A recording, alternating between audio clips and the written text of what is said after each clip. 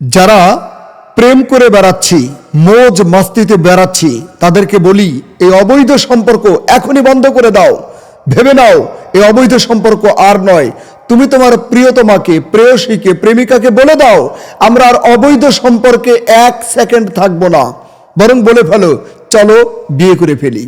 সত্যিই বলছি, প্রিয়তমাকে বলে ফেলো চলো বিয়ে করে ফেলি। যদি প্রিয়তমা বিয়েতে রাজি না হয় তাহলে এই সম্পর্কটাকে লাথি মারো। বাবা মাকে বলো, অভিভাবককে বলো আমার বয়স হয়েছে, আমাকে বিয়ে করিয়ে দাও।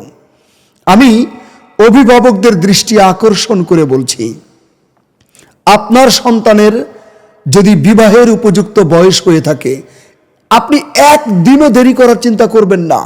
আপনার সন্তান প্রতিষ্ঠিত নয় এরকম চিন্তা চেতনা করার দরকার নেই। মনে রাখুন, রিজিকের মালিক হচ্ছেন রাজ্জাক। প্রতিষ্ঠা নিয়ে ভাবার দরকার নেই। সন্তানাদির বিয়ের বয়স হলে বাবা মার উচিত হলো কোনো প্রেক্ষাপটে দেরি না করে উত্তম সময়ে, উপযুক্ত সময়ে সন্তানকে বিয়ে করিয়ে দেওয়া, এটা বাবা মার দায়িত্ব। আর যদি বাবা মা যদি এই কাজটি না করে, তাহলে বিশেষ করে আমি ছেলেদেরকে বলবো তোমরা দায়িত্ব নিয়ে নাও। তোমার বাবা মা তাকে আগে বুঝাও তোমার বয়স হয়েছে, বিয়ে করা দরকার, বিয়ে করিয়ে দাও। যদি না মানে তাহলে তুমি নিজ দায়িত্বে বিয়ে করে ফেলো। বিয়ে করে বাবা মাকে বলো যে ভুল করি, শুদ্ধ করি, অন্যায় করি, মাফ করে দাও, বিয়ে করে ফেলেছি, এখন আমাদেরকে সহযোগিতা করো। দেখো, পরিষ্কার একটা কথা বলি, জীবনে সফলতা পাবার জন্য উত্তম সময়ে, উপযুক্ত সময়ে বিয়ে করা যে কত জরুরি, কত জরুরি, কত জরুরি। যারা জীবনে দেরি করে বিয়ে করেছে তারাই কেবলমাত্র জানে যে জীবনে কি সর্বনাশটা করেছে।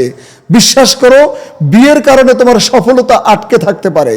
তুমি ভাবছো যে আমি বিয়ে করলে খাওয়াবো কি? দেখো, একটা কথা মাথায় রাখো, তুমি যখন বিয়ে করবে তোমার দায়িত্ব বেড়ে যাবে, কর্মস্পৃহা বেড়ে যাবে। অযথা ফেসবুকে তুমি সময় কাটাবে না, অযথা ইউটিউবে ঘন্টার পর ঘন্টা সময় দেবে না, গেম খেলবে না, টুইটার ইনস্টাগ্রামে টাইম কাটবে না, চায়ের আড্ডায় টাইম কাটবে না, বন্ধুদের সাথে টাইম কমে আসবে। এই সব কিছুতে ভ্যালুয়েবল টাইম কাটিয়ে তোমাকে প্রোডাক্টিভ হতে হবে, কর্মমুখী হয়ে যাবা। এবং তুমি নিজের অজান্তেই কখন যে উপার্জন করা শুরু করবা দায়িত্ব পেলে, তখন শুধু বউয়ের দায়িত্ব না, বাবা মার দায়িত্ব তুমি নিয়ে নিবা। এটাই বাস্তবতা। কাঁধে যখন পা পড়ে তখন এমনিতেই বোঝা যায়। আর একটা পরিষ্কার কথা বলে দিই, কষ্ট তো থাকবেই। একটা কথা মনে রেখো, পায়ের পাতা না ভিজিয়ে আটলান্টিক মহাসাগরও পাড়ি দেওয়া সম্ভব, কিন্তু চোখের পাতা না ভিজিয়ে জীবন পাড়ি দেওয়া অসম্ভব। আমি আবার কথাটা বলছি, পায়ের পাতা না ভিজিয়ে আটলান্টিক মহাসাগরও পাড়ি দেওয়া সম্ভব, কিন্তু চোখের পাতা না ভিজিয়ে জীবন পাড়ি দেওয়া এটা অসম্ভব, অসম্ভব। কষ্ট থাকবেই, মহামানবদের জীবনেও কষ্ট ছিল, কষ্ট আসবে, সংগ্রাম করতে হবে, এই কথা নিয়ে ভাবার দরকার নাই। আমি ছেলেদেরকে বিশেষ করে বলবো, উপযুক্ত বয়স হওয়া মাত্র বিয়ে করে ফেলো, কোনো কথা নাই। বিয়ের ক্ষেত্রে একদিনও গড়িমসি করা যাবে না, একদিনও বাজে আড্ডায় সময় কাটানো যাবে না। আর অভিভাবকদেরকে বিনয়ের সাথে অনুরোধ করে বলবো, আপনার সন্তানের বিবাহের বয়স হলে আপনি একদিনও দেরি করবেন না, বিয়ে করিয়ে দিন। আমাদের সমাজে একটা ভুল প্রথা প্রচলিত, মেয়েদের 18 বছরের কম সময়ে যদি বিয়ে দেওয়া হয়, পুলিশ প্রশাসন ওই বাড়িতে গিয়ে হানা দেয়। কেন ভাই? যেই 14 বছরের মেয়ে প্রেম করে পার্কে সময় কাটাচ্ছে, আজকালকে পার্কে তো যাওয়াই যায় না। পরিবার নিয়ে পার্কে যাওয়াটা বড় দুর্বিষহ যন্ত্রণার মধ্যে হয়ে গেছে। নোংরামো, অশ্লীলতা। রিক্সার দিকে তাকান, সেখানে কম বয়সের ছেলেমেয়েরা কাপল হয়ে বসে আছে।